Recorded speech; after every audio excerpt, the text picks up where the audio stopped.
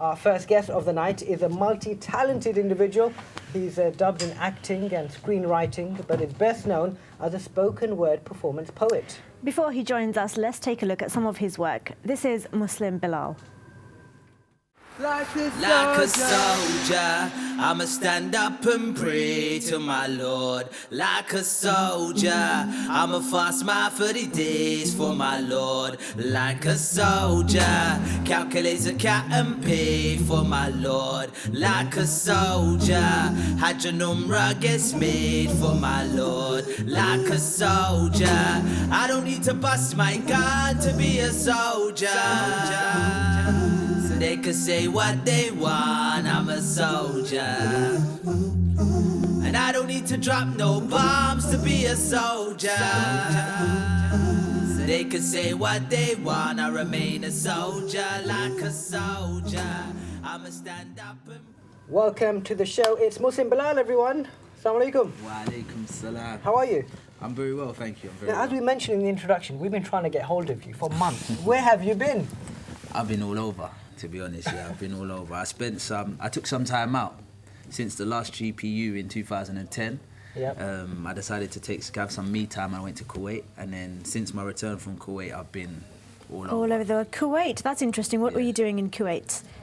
I think sometimes the responsibility of being a poet, I didn't realise how huge it was. And a lot of young people tend to look up to you and start to ask you questions and need your advice. And I thought to myself, do you know what? I need to take some time out and focus on me and make sure that I've got the right mind frame and the right mindset and the right knowledge and information so that I can handle that stage and that limelight and I don't change my character because of all the lights and the camera and action. So I went there, I was studying with a sheikh there. I was just studying basic Aqidah and tafsir al-Quran. I was the muaddin at our local mosque. I was just enjoying just being normal again and just learning again back in the books. It sounds like an incredible experience. Now, you mentioned that you had your own teacher. Yeah. How much does it help to have someone who you can always go to for advice?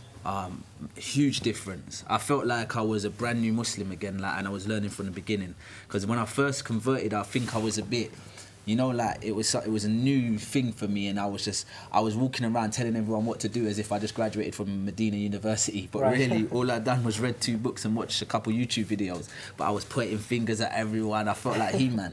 So I feel like having a teacher, it just brings you back down and makes you realise what's important, which is like your character, your heart, and how you are and how you deal with the people. It's so important, and I think I was blind to that, and a lot of people I can see now maybe suffer from the same thing. But as well as taking classes, you ran a few classes as well, didn't you? And you worked with some expats.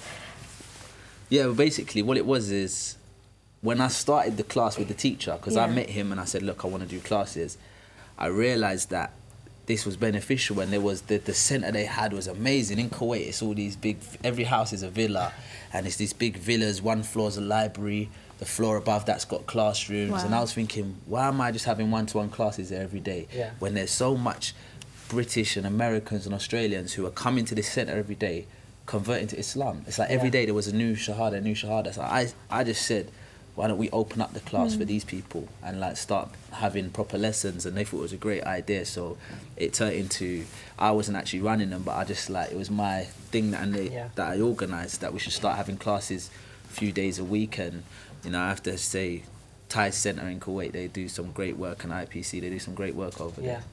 Now, it's been a while since you've returned from there. You've been going back to what people know you for, your spoken word, which everyone knows you for, and you've been tremendously well in that.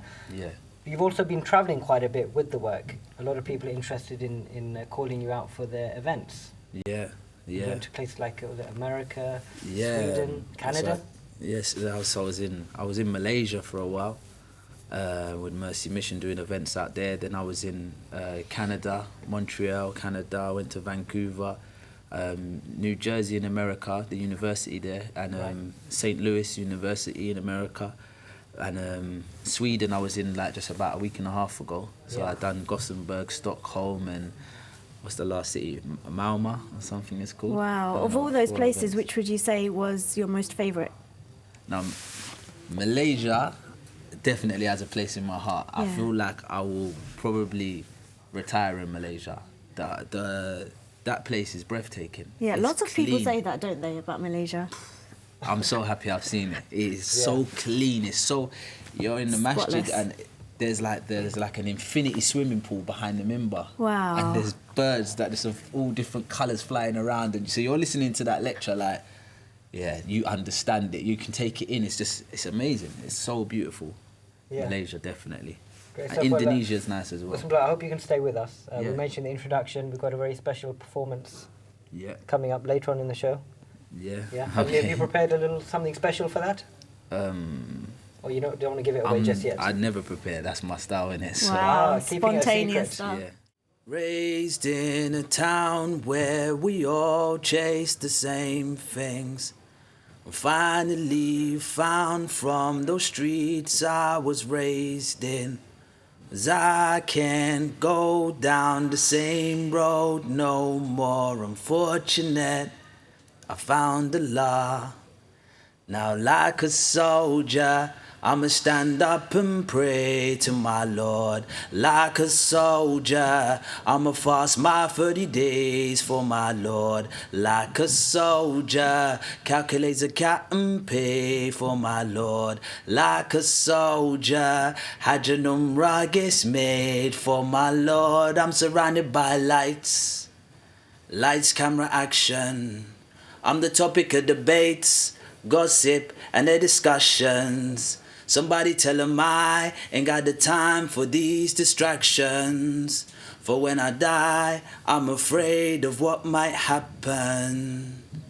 When I was 15, I wore my hat low, backwards on those back roads. I had a string vest and my jean shorts and my Air Max and my afro. I rode a GT doing wheelies. I saw tapes turn into CDs. Loves turn into envy. I'm turning to MB. But I didn't change when they hated me. I didn't change when they rated me. Allah sees what they didn't see. Rewards me with those brownies. So at 19 I'm in a masjid. Socks off on that carpet. Shahada on the tip of my tongue. And it's equal where my heart is. Going back to the day where I started. Hair fade with that part in. Tracksuit in Mercedes. Text messages from ladies. And they would say I gone crazy. Ghetto child from those 80s. I was raised on Bob Marley. Now I'm listening to Mashari, Rashid Al-Afasi. Why'd I change? They ask me. To them this life means everything. To me it's only temporary. So at 21 I went to Egypt, learning Quran and Arabic. I was an Ahli fan, not Zamalek. And Medina Nas is where I lived. I wasn't fazed by the pyramids.